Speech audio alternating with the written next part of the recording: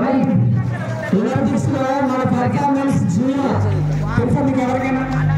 ఎవరికి తెలియదు. దానికి రీజన్ ఏంటంటే మన దేశంలో 90% స్కూల్లో అసలు ప్లే గ్రౌండ్స్ లేవు. ఎక్కడ ప్లే గ్రౌండ్స్ ఎక్కడ లేవు. 90% స్కూల్లో మన భారతదేశంలో అసలు ప్లే గ్రౌండ్స్ లేవు. అర్థమవుతుంది? వినిపిస్తున్నారు?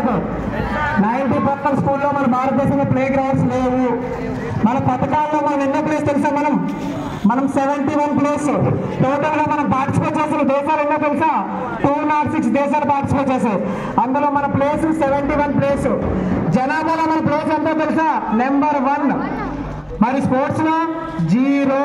మనం ఎంత స్పోర్ట్స్ లో 0. దీనికి కారణం ఏంటంటే వీక్లీ వచ్చే 1 పీరియడ్ 45 మినిట్స్ అది ఫిజిక్స్ కో, తెలుగుకో, ఇంకో సబ్జెక్ట్ కో పోతుంది. ఇంకా దీనికి కారణం ఇంకోటి ఏంటంటే పేరెంట్స్ మా బాబు ర్యాంక్ తెచ్చుకోవాలి, ఇది తెచ్చుకోవాలి, ఇంకో దాంట్లో పొజిషన్. ఓకే, కరెక్ట్, దాంట్లో ఉండాలి, స్పోర్ట్స్ లో ఉండాలి, ప్రతి ఒక్క దాంట్లో ఉండాలి. బట్ మన పేరెంట్స్ ఏంటంటే ఒక చదువులో ఉండాలి. బట్ ఆ పేరెంట్స్ పిల్లలు కట్టుబడి ఎలా ఉంటారంటే దానికి సపరేట్ గా వాళ్ళు ఓన్లీ దానికే మెంటల్ గా ప్రిపేర్ అవుతారు. వాడు స్పోర్ట్స్ లో 0. వినిపిస్తున్నా నేను చెప్తుంది? వాడు స్పోర్ట్స్ లో 0. బట్ దీనికి కూడా మన పేరెంట్స్ యాటిట్యూడ్ మారాలి. అందువల్ల మన గవర్నెన్స్ మారాలి. అదే నిజం. ప్రపంచంలో మనం జీడీపీలో టాప్ ఉన్నాం తెలుసా? ఇండియా జీడీపీ టాప్, సంపదలో టాప్, ట్రాఫికాలో టాప్. స్పోర్ట్స్ లో మాత్రం 0 ఇండియా. తెలుసా? మనకి ఇప్పటి వరకు జరిగిన మెడల్స్ ఒలింపిక్స్ చాలా జరిగాయి. ఇది లాస్ట్ మొన్న ప్యారిస్ ఒలింపిక్స్ జరిగింది కదా, అందులో మనకు మెడల్స్ 6 వచ్చాయి. అందులో ఒక్క గోల్డ్ మెడల్ కూడా రాలేదు తెలుసా? ఒక్క గోల్డ్ మెడల్. ఎంత హీనంగా చెప్పుకోవాలంటే మన ఇండియా గురించి చెప్పకూడదు, బట్ తెలుసుకోవాలి మీరు. ఒక్క గోల్డ్ మెడల్ రాలేదు. మనకు వచ్చింది ఏంటంటే ఒక సిల్వర్ మెడల్, 5 బ్రాంజ్ మెడల్స్ వచ్చాయి.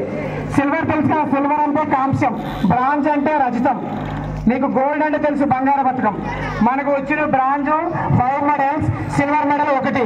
ఓవరాల్ గా ఇప్పటి వరకు జరిగిన ఒలింపిక్స్ లో మన ఇండియాకి వచ్చిన ఓన్లీ 41. మన ఇండియాకి వచ్చిన మెడల్స్ ఎన్ని? 41 మెడల్స్. అందులో గోల్డ్ 10 మెడల్స్, సిల్వర్ 10 మెడల్స్, మిగతా 21 బ్రాంజ్ మెడల్స్. ఓవరాల్ గా మన ఇండియా పార్టిసిపేట్ చేసింది. మన దేశంలో ప్రతి దాంట్లో టాప్ ఉంటాం, బట్ స్పోర్ట్స్ లో మాత్రం మనం 0. మనకు వచ్చే గోల్డ్ మెడల్ 10. అదే ఒక విషయం, 78,000 మంది, 78,000 స్ట్రెంత్ ఉంది. డెమోక్రటిక్ వేరే స్టేట్ అది, ఓకేనా? 78,000 స్ట్రెంత్ వాళ్ళకు గోల్డ్ మెడల్ సాధించారు. ఏంటి? ప్యారిస్ ఒలింపిక్స్ లో 180,000తో కెనడా స్ట్రెంత్ ఉంది. వాళ్ళ జనాభా 180,000, వాళ్ళకు గోల్డ్ మెడల్ వచ్చింది. వాళ్ళు 29 ప్లేస్ లో ఉన్నారు ప్యారిస్ ఒలింపిక్స్ లో. అలా మొత్తం 4 దేశాలకి గోల్డ్ మెడల్స్ వచ్చాయి. అందులో వాళ్ళందరూ ఈక్వల్ చేసుకున్న వాళ్ళ జనాభా 4 దేశాల జనాభా కలిపితే 10 లక్షల మంది టోటల్.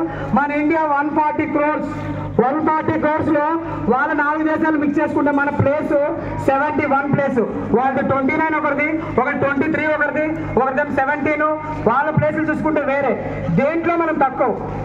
మనది ఇక్కడ ఏంటంటే మన స్థితి ఏంటంటే మన ఇండియాలో స్పోర్ట్స్ రాజకీయం.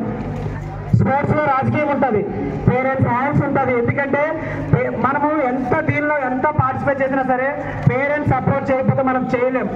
దాంతోపాటు యాజ్ యూజువల్ సంస్థ కూడా సపోర్ట్ చేయాలి.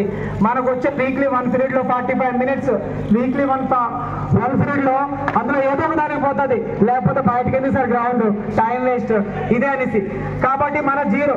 మనకి క్రికెట్ ఎంత వాల్యూ తెలుసా నీకు?